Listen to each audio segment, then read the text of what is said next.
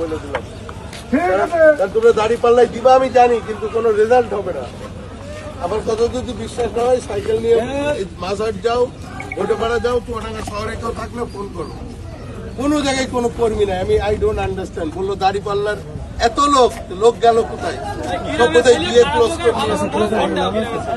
তোমরা দাড়ি পাল্লা করো দিকে তোমাদের মেসেজটা দিলাম, বোধহয় সব দিয়ে চলে গেছে আমার মনে হয়। কোনো লোক নাই চুয়াডাঙ্গা শহরে। এই যে এতগুলি সেন্টার, বাইরে একটা বসে যে স্লিপ দেবে এমন লোকও নাই। এদিকে শুনলাম এত দাড়ি পাল্লা গেল কই? এইখানে হয়তো 200-300 ভোট পাবে। আমাকে ভোট নষ্ট করো না, সম্পর্ক কারোর সাথে খারাপ করো না। এই যে টাকা পয়সা দিয়া দৌড়াদৌড়ি এগুলি করো না। পুলিশ পাঠাতে হয়েছে এই গ্রামের জন্য, এই জন্য দিতেও পারে নাই। সারা দাড়ি পাল্লা মাঠ ছেড়ে দিছে ইয়াং জেনারেশন। এগুলি করো না। তুমি কি ভিডিও করতেছো?